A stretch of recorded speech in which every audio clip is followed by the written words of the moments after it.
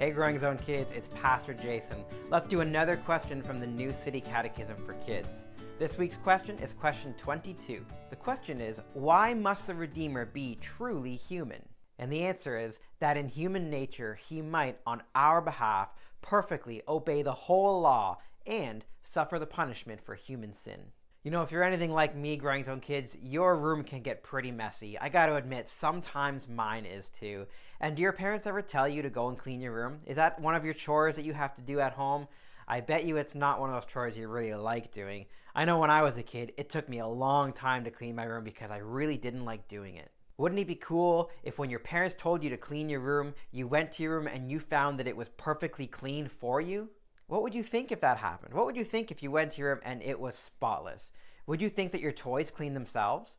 Or would you think that one of your favorite stuffed animals decided to clean it for you? Of course not. That's silly. We know that doesn't happen. We know that toys don't clean themselves up or stuffed animals don't get up and do things for us. Well, why don't they? How come they don't do that kind of stuff? Well, I think the answer is pretty obvious. Because they're not like us. They can't do the things that we can do. They're not human. They're just there to play with or to sit on the ground or whatever, but they can't do the things that we do because they're not like us. They're not human. Instead, what you'd probably think is that somebody cleaned it for you. Somebody like you who knew how to clean your room and was able to did it for you. Last week, we talked a whole bunch about why Jesus needed to be truly human and truly God. And this week, we're going to talk a little bit more about why Jesus needed to be truly human. And this answer teaches us that Jesus, in his human nature, by being truly human, it was needed for him to be truly human in order for him to obey the whole law. We needed somebody like us to obey the whole law because, again, you and I can't. What we need is someone to do it for us, someone like us, so that we can get the benefit of somebody else's obedience. Because again, we've all sinned. Every other human being other than Jesus has sinned, and we haven't obeyed God's law fully. Let me ask a silly question. Does a rock ever sin? No, a rock doesn't sin, right? It just sits there on the ground. So if a rock never sins, does that mean it's fully obedient? Does that mean the rock can fully obey God's law for us? No, that's silly. We know that doesn't work like that. Rocks can't obey the law for us because a rock is not like us. We need a human to obey God's law fully for us. And of course, that's what Jesus did with his whole life. From the time he was a baby to the time he died on the cross, he obeyed God's law fully, which means he always did what God wanted him to do, and he never did anything against God's law. And because Jesus was fully obedient, he didn't deserve to die on the cross. He deserved to live forever, but he died anyways. Why? Well, the Bible teaches that the payment that we get for all of our sin, what we deserve for sinning, is death.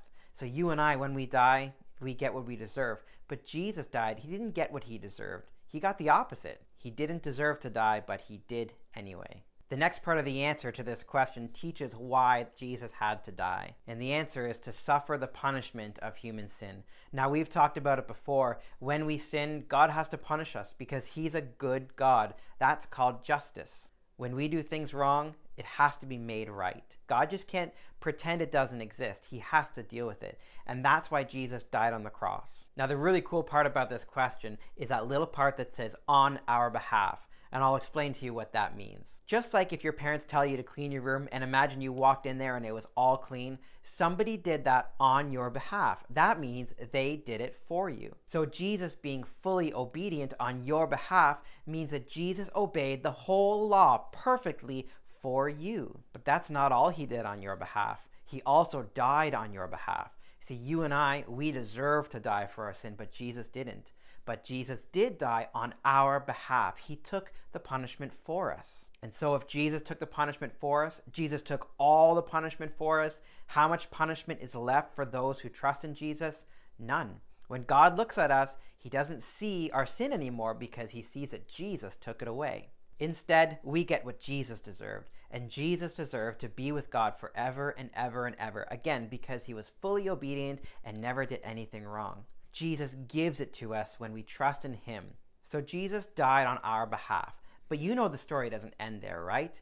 3 days later, Jesus was raised from the dead. He didn't stay dead. And here's where things get even cooler. You see, by Jesus being raised from the dead, that means that he beat sin. He won. That means he beat death. He's stronger even than death. And the best part of all this is that because Jesus was made like us and did all this on our behalf, he gives us the opportunity for us to be like him. And I don't mean dying on the cross. We don't need to do that. Jesus already did that for us. The like him part that I'm talking about is being raised from the dead. By being raised from the dead, Jesus showed us and Jesus taught us that humans who are perfect get to go and live with God forever and ever and ever. And remember, Jesus gives us his perfection when we trust in him, which means that in Jesus, we are perfect. When God looks at us, he sees the perfection of Jesus. And so, one day, you and I, if we trust in Jesus, we will be raised from the dead too. Do you know where Jesus is now? He's in heaven. He's in heaven with God. And he's never going to die again because, remember, he beat death. And the same thing will be true of us. When we're raised from the dead, we will get to be with Jesus forever and ever and ever. So I hope you trust in Jesus. I hope that you trust he took all of your sins away when he died on the cross. I hope you believe that he is truly God, but also truly human, so that he could obey God's law fully for you. And I hope you trust that one day, even though you will die, Jesus is going to come back. And when he comes back, he'll bring everybody who trusts in him to be with him in heaven, where nothing bad ever happens and we get to be with Jesus forever. Now that's good news.